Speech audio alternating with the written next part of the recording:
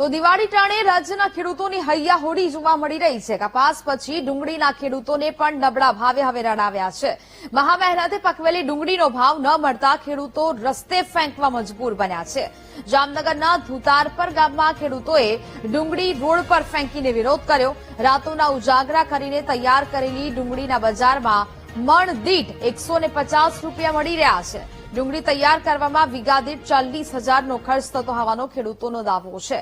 ઓછા ભાવને લીધે વાવેતર ખર્ચ પણ ન નીકળતો હોવાની વાત ખેડૂતો કરી રહ્યા છે।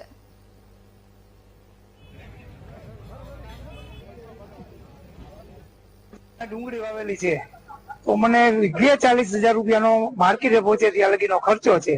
હવે હાલ હું વેચવા જાઉં તો આખી 4 વીઘાની ડુંગળી વેચવા જાઉં તો 15 થી 20,000 રૂપિયા હાથ ઉપર આવે। તો અમે એવું નક્કી કર્યું કે હવે રોટાવેટર માર દઈ, થોડી દિવસ વાટ જોઈ દિવાળી સુધી, નહીં તો પછી રોટાવેટર માર દઈ।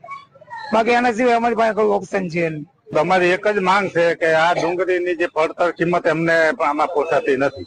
1 વીઘાનો સરેરાશ ખર્ચો કરી તો 40,000 થાય છે। મજૂરી, બિયારણ, ટ્રેક્ટર વાળાના, દવા છાંટવાના, એમાં બધા કોટિંગ વધારો।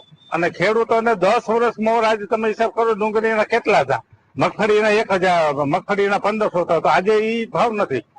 તો અમે 30 વર્ષથી ભારતીય જનતા પાર્ટીને મત આપ્યા અને અમારી ખેડૂતોની એને કમર તોડી નાખી। એટલે હવે અમે અહીંથી ચેલેન્જ કરીએ કે જામનગર જિલ્લાની ધુતાપર સીટ ઉપર કોઈ બી ઉમેદવાર ભાજપનો મોરો દઈ દેવો। ડુંગળીના ભાવ ખેડૂતોને મળતા નથી, જેના લીધે ખેડૂતોનો આક્રોશ ભભૂકી ઉઠ્યો છે।